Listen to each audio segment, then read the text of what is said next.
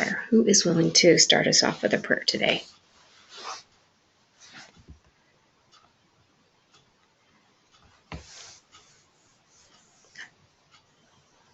Anybody willing to give a prayer? Oh, that'd be great. Thank you, Aubrey. Go right ahead. Can you hear me? We certainly can. Thank you, Aubrey. Our dear Heavenly Father, we thank Thee for this day. We thank Thee that they're able to come to class today, and please bless them able to learn the things that are taught, be able to take it to our hearts and understand it and become a little bit better at writing.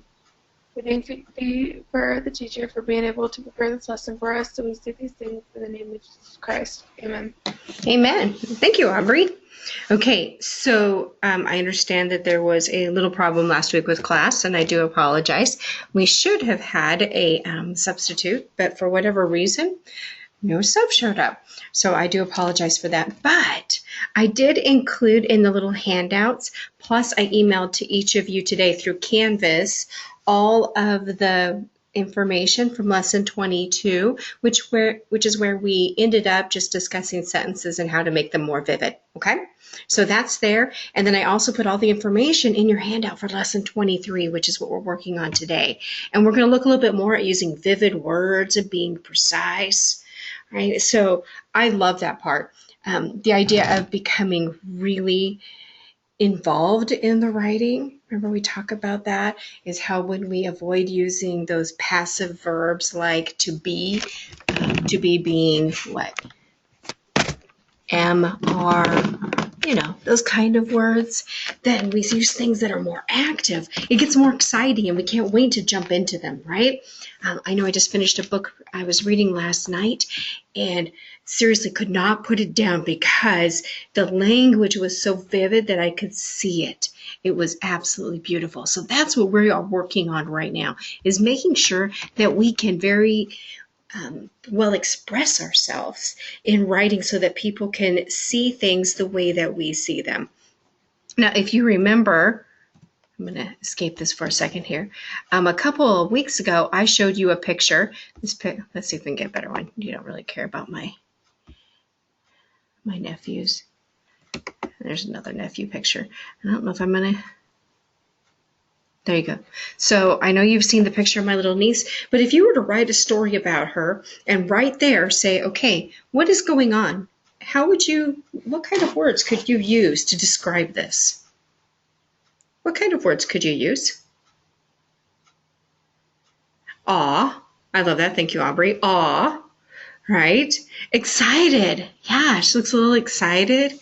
Maybe some of the information going on in the background as well, right? Does it look like confused?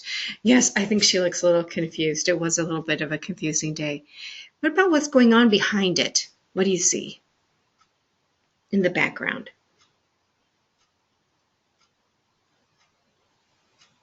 There are a lot of people. What else? Does it look like, yeah, it looks kind of like a football game. It was on a football field. And does it look like we're wearing uniforms? Yes, wearing uniforms or something similar, correct?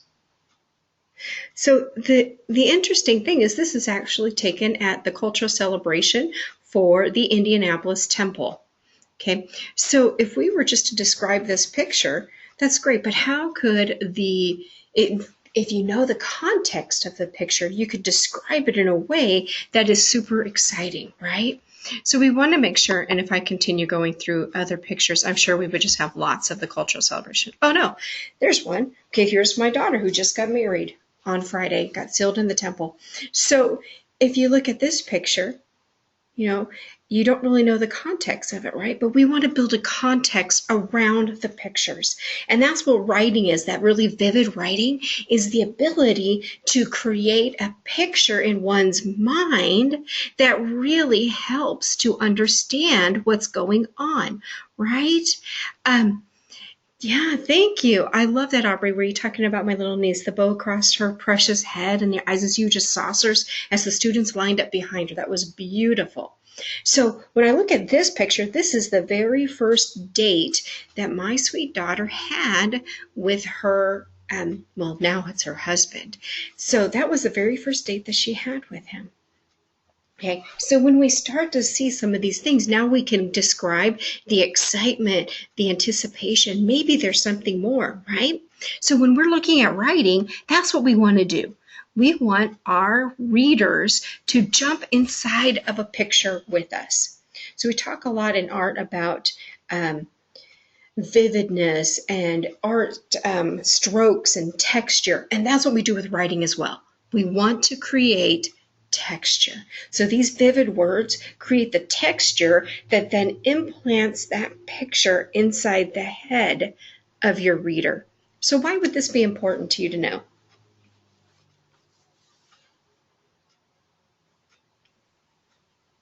Why would that be important to know?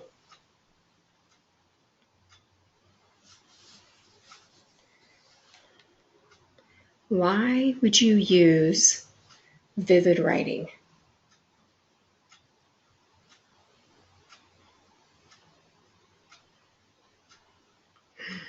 Nobody has anything they want to add?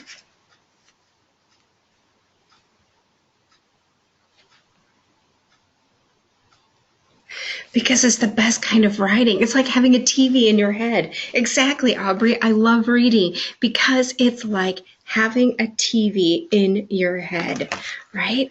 Okay, so here's one. This is in my journal. And I like to write down just little quotes. I love to read too, Connor. Isn't it wonderful? So I like to write little quotes in my journal, things that people say, because I think that those are the little pieces and tidbits that might matter later to somebody. I look at some of my journals and think, okay, some of my journals look more like a historical bullet list of what I've done. And I decided I wanted to change it and make more interesting for my descendants. So here's one. Driving in the car. Yes, we did drive to Phoenix for this wedding, both ways. That is 25-hour drive plus however many times you stop. And so as we were in the car, we all got so bored. We'd heard every piece of music we'd had. It was just ridiculous. And finally, my teenagers, the 2 8th graders, sitting in the back street, leaned up and said, "Dad, just tell us the stories from when you were in prison." And he was like, "What? I've never been to prison." But he jumped right in and he made up some wonderful stories, and we had such a good time. Then a little bit later, he says, "Please tell us some stories from when you were fighting in World War I." He's not that old, right? But he created some more stories for them, and we laughed our way across New Mexico and Texas. We were very unamused by the scenery. Another one they said was, "Please tell us stories from when you rode the dinosaurs to school." Right? So when we use our words, even though they're funny and they're exciting, we can create beautiful stories. Okay, so I want you to think of words like eschew, right? What is eschew? Well, it's to get rid of, right? We want to get rid of these tired old words. One of my favorite things is when we say don't use tired words. One of my favorite quotes I ever got was from one of my very first teachers when I was working my bachelor's degree 100 years ago, and we were working on a creative writing piece. And the comment was, never write something that you've heard before. Now, I know I've used this example before, but we hear all the time when people bear their testimonies, beyond a shadow of a doubt, right? Well, we've heard it a lot, right? But we want to use words that are different. So we don't want to use tired words, something that we've heard a lot, right? So if you've heard it before, you want to try again. So we're going to eschew these tired old words. We're going to get rid of them. We want to, how about like you increase the volume in your brain and you proclaim that we're never using tired words again. We're going to try something new. We're going to abstain from them. We're going to give them up. We're going to shun them. We're going to renounce them. We're getting rid of them. We're staying clear with them. How's that? So what do you think? Did it sound like I was excited because I had eschewed them? Right? Okay, do you know that Peter, one of the apostles, he said, that he had eschewed evil. He had thrown it away. That's in 1 Peter 3:11. And that's what we're going to do today is we're going to work on eschewing these tired old words, and let's get some fun in there, okay? So how about if you think of something, well, I'll tell you what. I'm just going to jump in and I'm going to bring that up as we go along, okay? So here you go. Here's our very first concept. The studied selection of exact verbs and nouns creates writing that is captivating and forceful. What do you think? Don't you think it's captivating and forceful? Because I certainly do. Like we're talking about when Aubrey says she loves to read and Connor says he loves to read, right? Why do we love to read? Because we're captivated. We're excited about it. We can't wait to get in there. So when we have a descriptive essay, remember back at the very beginning of the school year, we did describe one of your favorite places or favorite things, and it was descriptive essay. Remember, we want to look at things that are warm, or, how about this? Think of popcorn, right? Right after it has that hot butter on it, when it comes out of the popcorn popper or the microwave, whichever way you eat yours or make yours. Can you smell it? Okay, I want you to think, close your eyes right now. Okay, you can hear it popping, and the very last little kernel comes out. Yeah, oh, Connor's mom's eating popcorn right now. I bet you can smell popcorn at your house. Okay, now, you've got that picture in your head, right? So what I want you to think about is as we're going through this, is think about how you describe that popcorn, right? How you describe that sense. All right, so let's try some. Leave the popcorn aside for the moment. The neighbor woman described him as, okay, described is kind of a good word, but it's really, I like the word blasé, boring, not very exciting, right? Okay, so how could you get rid of the word described? What kind of words could we use instead of described? Any ideas? How about pronounced, characterized, designated, dubbed, branded, portrayed, right? Do each of those words kind of bring something into your head that you could think about? I'll give you an example. Dubbed.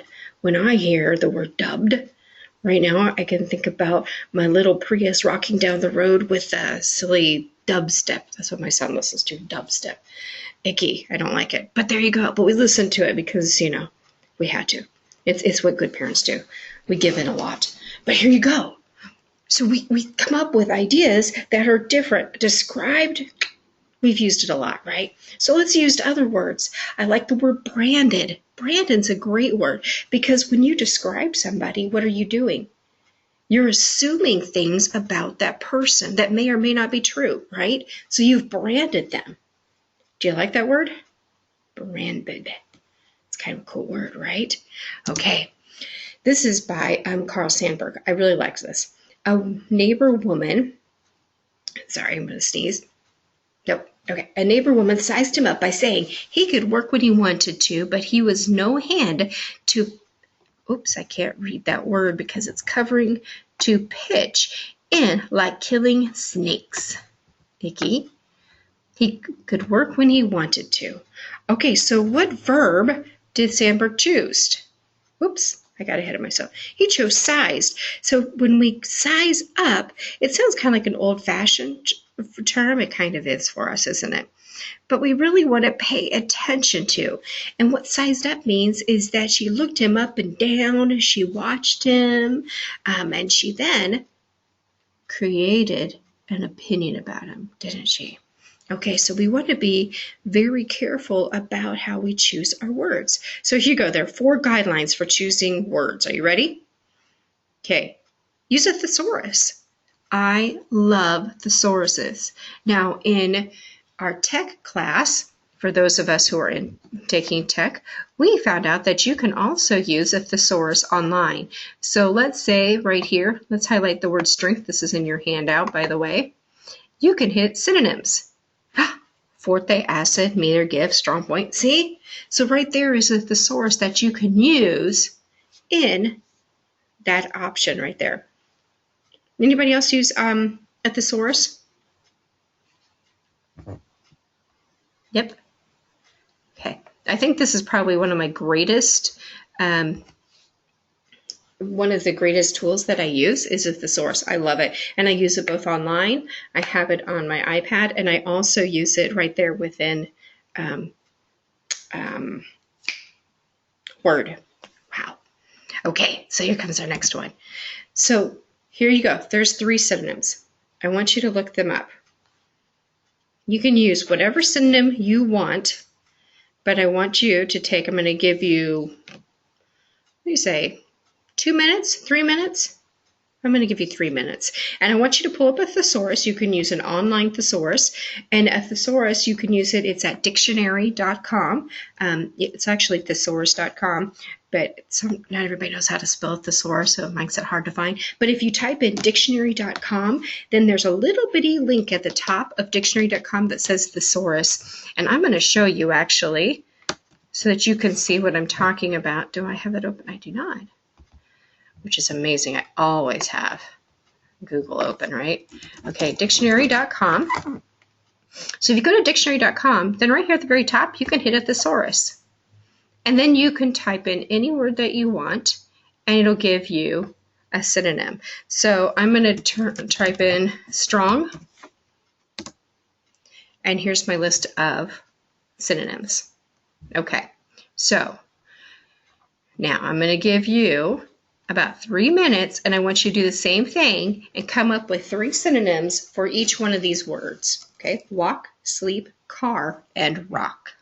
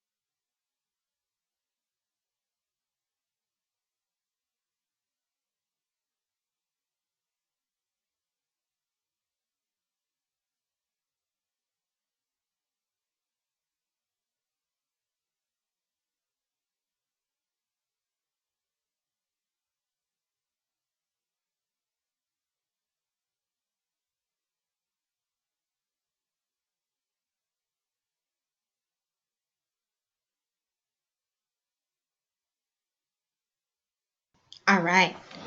Did we come up with some good ones? What kind of synonyms did you come up with for walk?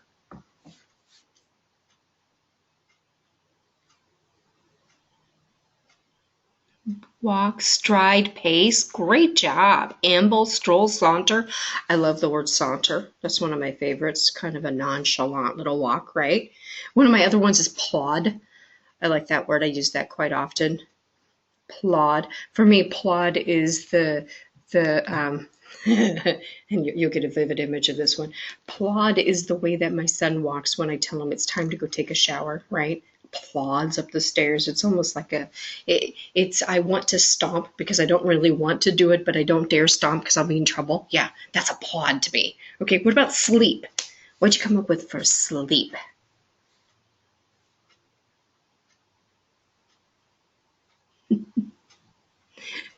Airing, walk airing. That's hilarious. Yeah, that does sound a little bit like passing gas, Aubrey says. Walk airing. Airing.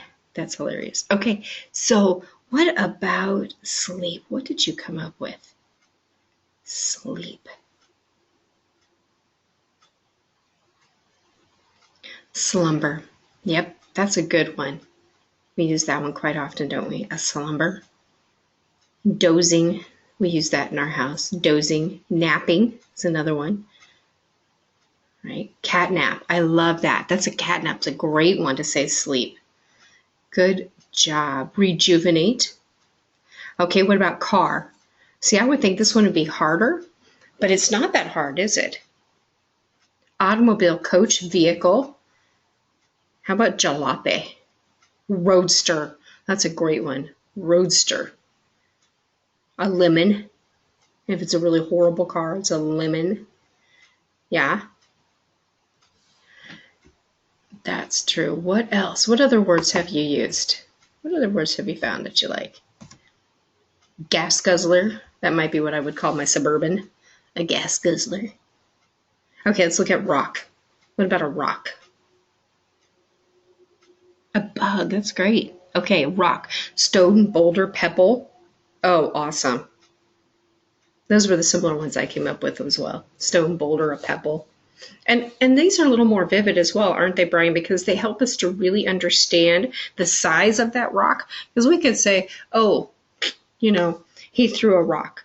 And you say, oh, okay, well, you don't have any idea how big it was. But if you say he broke a window with a rock, now you're thinking it's a little bigger, right? Good job. Okay, so when we look at these things, we really want to be a little more vivid, using words that are vivid. So if we use a single verb instead of a verb-adverb combination wherever possible, we want to do that. Why? Because we don't want to just waste words. It's okay. The dog lay carelessly on the floor. What did the dog do? Well, he was laying on the floor, right? How was he laying there? Carelessly. I'm not sure how a dog lays carelessly. I've got quite a few dogs right now. I don't know. Oh, Aubrey does. Aubrey has a dog that does that right now. Okay. So they lay carelessly. But there are ways that we could be more precise with what we're saying. So instead of saying lay carelessly, we could say sprawled, right? Sprawled on the floor. Okay, now I know what sprawling looks like. My dog's sprawled on the floor right now at my feet. He's sleeping on his back with all four legs sticking up in the air. Yeah, see? So did we get a better idea? If I were to say, my dog's name's Tagalong, if I were to say, Tagalong sprawled on the floor at my feet, right? Or Tagalong sprawled on his back at my feet, right? Do you get a better idea? We do. Okay, so let's look at this one. The fawn ran quickly into the thicket. He ran, and he ran how? Quickly. Okay, but how could we change that? What could we change ran quickly into one word? Could we? Could you change ran quickly into one word that would be just as vivid? Ran quickly. Skidded. Great word, Aubrey. What other kind of ideas can you come up with, guys? Skidded. That's a great word, Aubrey. Thank you. What else?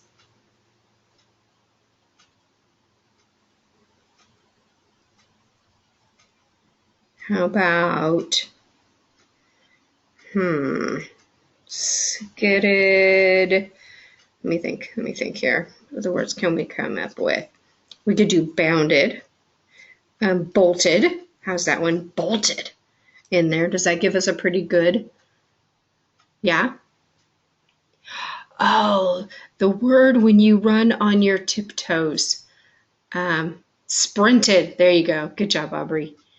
Stefan sprinted into the thicket. These are great ideas. So by changing that one word, though, we got a better, more vivid picture in our head, didn't we?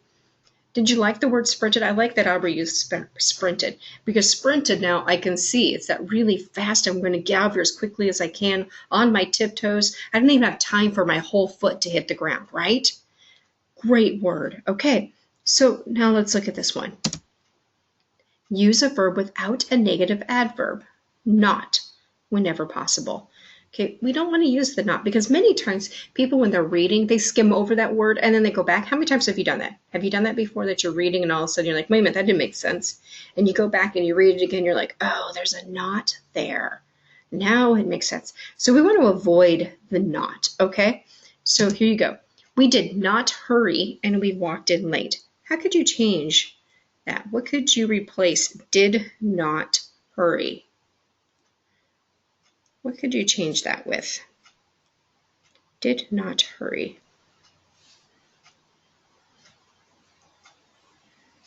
What kind of words do you have for did not? Think about your synonyms from your thesaurus. What kind of words go with did not hurry? Lollygagged. Oh my gosh, I love that word. Lollygag. I said that often this past week to my little nephews. Come on, let's quit lollygagging. Let's get moving. My nieces and nephews looked at me and thought I was crazy. Aimlessly. Good job.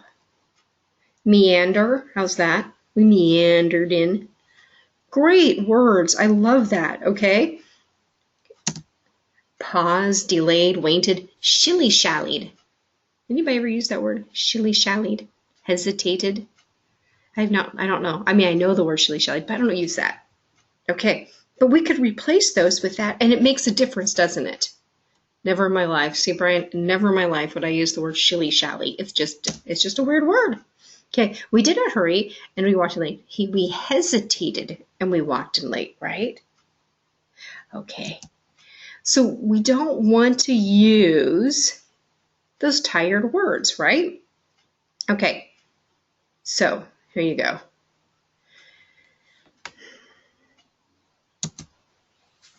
The skew. We've gone full circle. We're back to our skew again, right? We're not going to use those tired words. What's a synonym for a skew? Anybody have a synonym for a skew for me?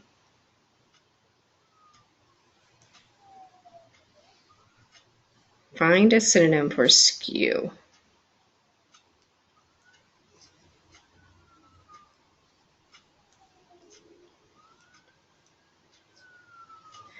Anybody find it yet? What's a synonym for a skew?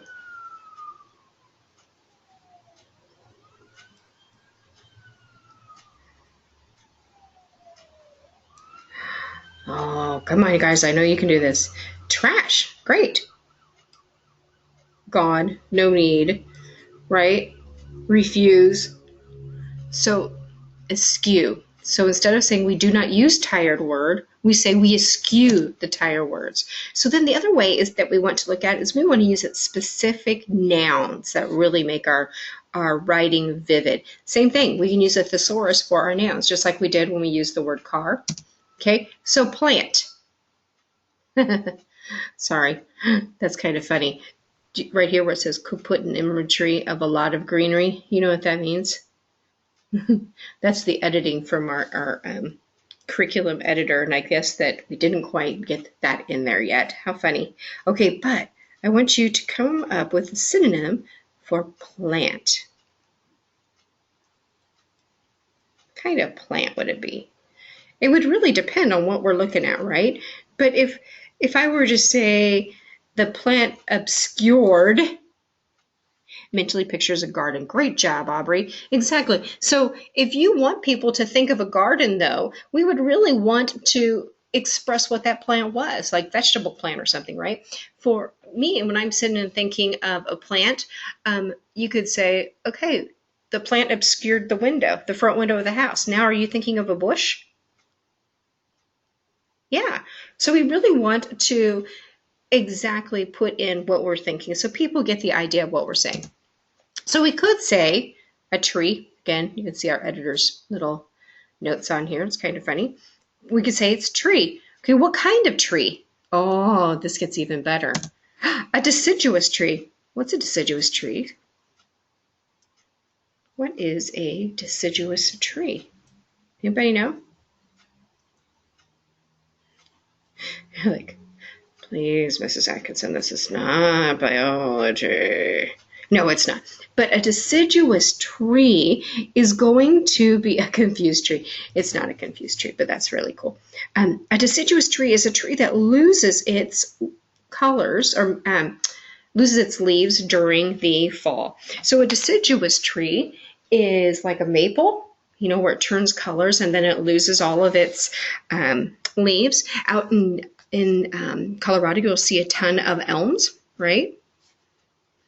Evergreens are not deciduous because they don't lose their leaves. So these are going to be ones that specifically lose their leaves. All right, so we're going to say 99% of the state of Indiana was a forest of deciduous trees before the farmers came in. Pretty cool, huh?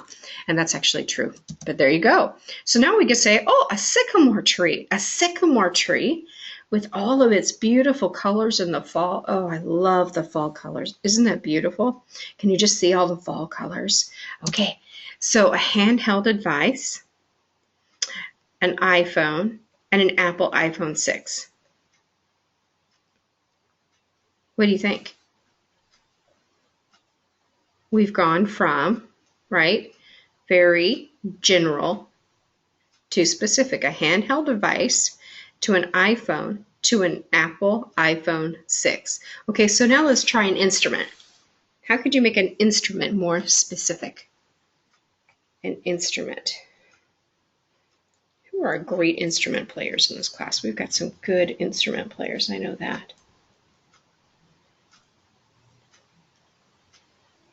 Playthingy, piano, grand piano, brass trumpet. Awesome. Great job, guys. Great job. Okay, how about food? What would you do with food?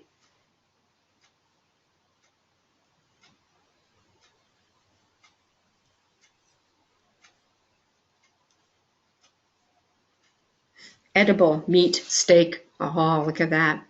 Beef. That's what's for dinner in your house, huh, Ari? A meat eater there.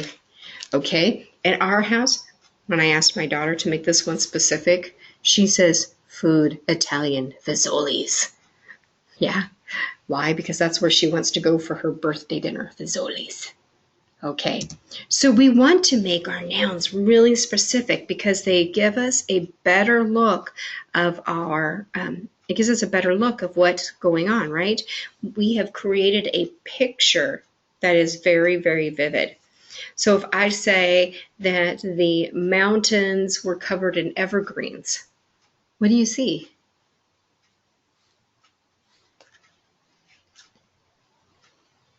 What do you see? Christmas trees on the side of the mountains? That's what I see. Okay. All right. So let's look here. So this is our first concept. We studied our exact verbs and nouns that create writing that's very captivating and forceful, didn't we? Then we are looking at additional modifiers. Okay, so that's what we're going to do now. Additional modifiers that enhance the preciseness and subtle shades of meaning. So we're going to enhance those vibrant words we've already chosen. And we're going to be very particular about the words that we're choosing because the purpose is to create a beautiful scene in one's head, right? Okay, George Orwell's 1984. Anybody read this book? This is an awesome book. Everybody should read this book. I think it's just spectacular. Okay. So here you go. I want you to read the sentence and what are the 3 nouns that you find in this sentence? 3 nouns.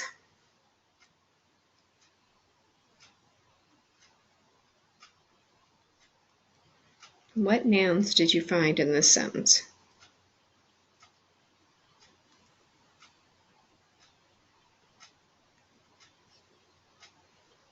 Oh, come on. I know you guys can do this.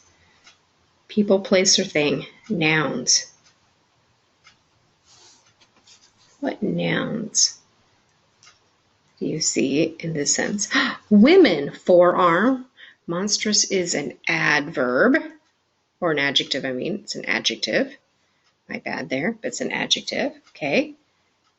Forearms is one. Yep. What else?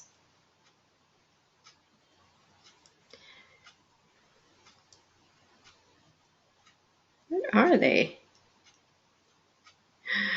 I know you guys are like, wait a minute. I'm not quite sure I know what the last one is. And I've kind of tricked you here. You don't know what the last one is. Okay, here it is. Are you ready? Brick red? No. It's actually curiosity is your noun for this one. So curiosity is your noun. Isn't that interesting? But it's a descriptive. You're right. Brick red's a descriptive, but it's not a noun. So your nouns are women, forearms, and curiosity. And let me show you why. Okay, so what kind of women?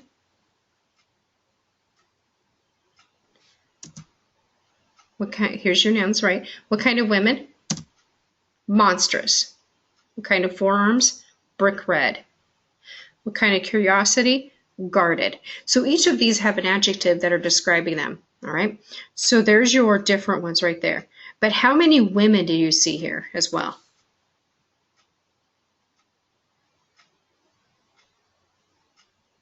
Two. Hubbard says scary women. These are scary women, aren't they? These are very scary women. Okay, so you can see on this slide that adjectives are in red. And it also is showing which nouns that they are modifying. Right? Okay. How about this one? So we use a vibrant adverb or an adjective, but don't use very and really. Isn't that boring? Very and really. Yeah. A lot is another one of those. Okay. They don't really describe quantity, do they? They give just an abstract idea, but they do not describe a quantity. So they are aiming at saying, oh, well, more or less this is it. But we don't want that. What we want is something that's very descriptive and is able to paint a picture for us that is going to leave the reader entranced.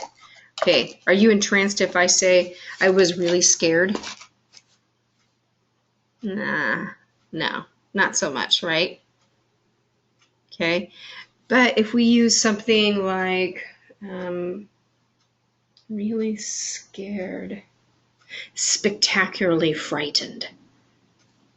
Better? It is better, huh? Okay, so let's get rid of our varies here. Tanya is very clever. It doesn't really add anything to use very there, so you can just get rid of it. If you want to modify it and add something to it, then choose a better adjective, okay? Really energetic, just get rid of the really energetic. Just say energetic, okay? All right, so what about this? This is how we're going to get rid of the very now. So we got rid of the very, clever, but we want to make it still better or more than. So here's some options. Decidedly, extremely, exceedingly, incomparably, indeed, particularly, notably. Better than very, isn't it? Okay, we want to use a single rich adjective instead of putting a whole bunch of little ones together, right? Okay, so here. The children were enamored by the sweet, pleasant, nice tones of the Spanish guitar. The children were enamored by the honeyed tones of the Spanish guitar. Wow. What do you think of the word honeyed?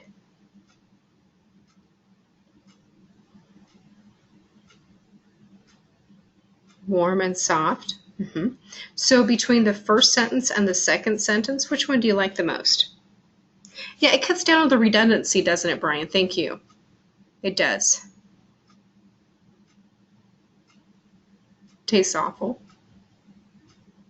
Okay, so we want to also give a hint of action. Why do we do action? Because that tired, old, to be verb is, right? Oh, is it fun to read is? is all the time. Okay, so I'm going to give you an example. This again out of my own journal from the wedding. Here you go. The bride threw the bouquet. As one small rose came out of the arrangement, Ashlyn caught it. Laughing, she screams, "I guess I'll just get a little man when I get married." What do you think? What do you think? It's better, right? So if you were to say, the bride came out, the bride took the bouquet, the bride threw the bouquet, it's boring, right?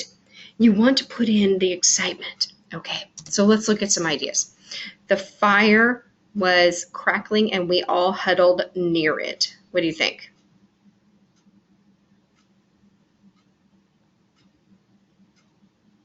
Kind of boring. How about this one? We huddled near the crackling fire. There. Yeah, it feels thank you, Aubrey. The first one feels a little more cold. The second one more welcoming, right? We huddled near the crackling fire. And I think part of it is too, is that you get a better vision because now you've got some excitement going and you can see the action involved in this. All right.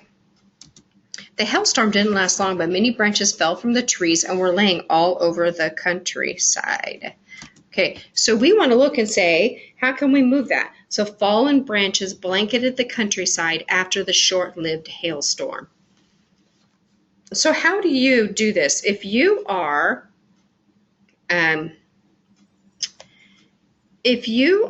a writer or you are writing something, how do you work on this? How do you do this?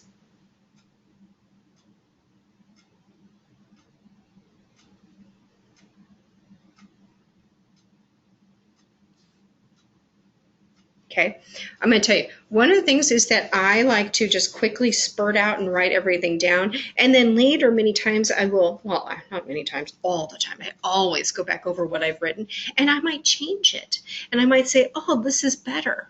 Okay, exactly. The fallen branches of the old willow trees. That would make it beautiful. Thank you, Aubrey. By making it just a little more specific. I like that. So what we want to do is we want to create these visions. And sometimes we just need to spurt something out on the page. And that's that brainstorming regurgitation phase where we're just going to get it out real fast versus what? The other option where we are methodically and carefully editing our work. So it may not always look this way, but the whole idea is, that whole thing about practice makes perfect, and that's what we're looking at. Practice makes perfect. So I want to share with you, and I'm going to pull up a picture of Gordon B. Hinckley real quick because I love Gordon B. Hinckley. Don't you love Gordon B. Hinckley? I certainly do. I love the things that he said. I love the man that he was, right? And so let's put one up here because I'm going to read you something that Gordon B. Hinckley said. Okay. Oh, well, let's get a picture of him and his beautiful smile. There you go. So here's his quote that I just absolutely love. Gordon B. Hinckley said,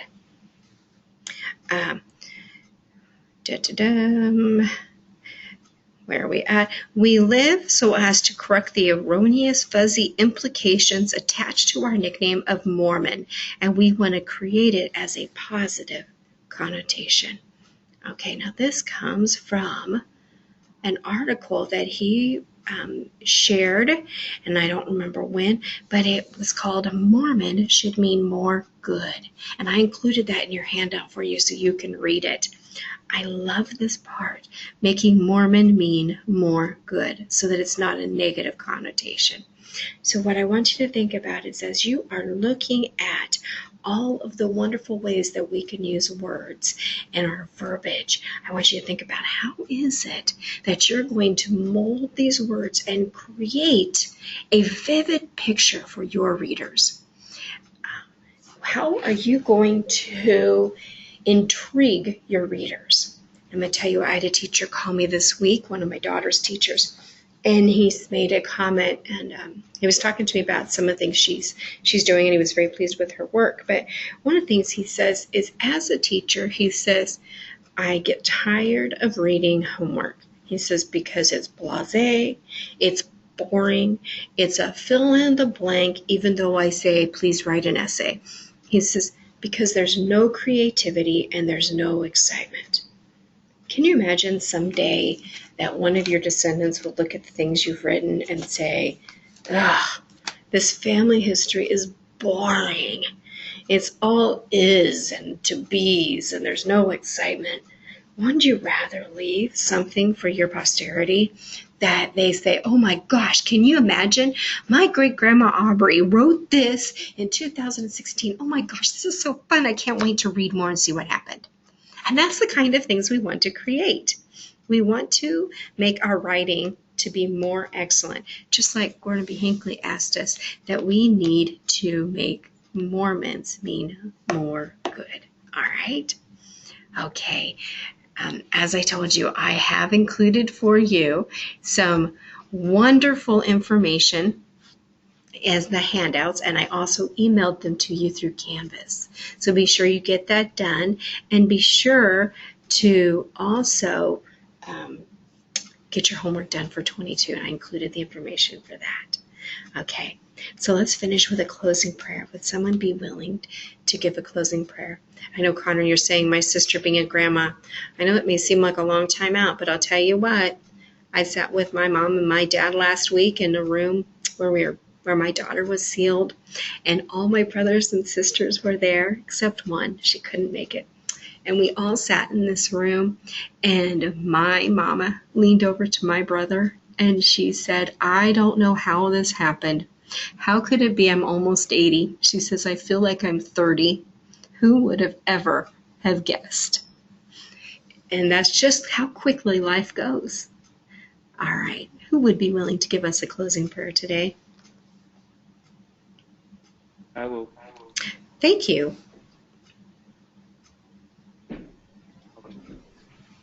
Heavenly Father in heaven, thank you for this day. Thank you for all you have given us. Thank you for all these wonderful blessings. Wish us that we'll have a good day today. Wish us nothing come upon us, and in Jesus Christ. Amen. Thank you very much, Connor. All right.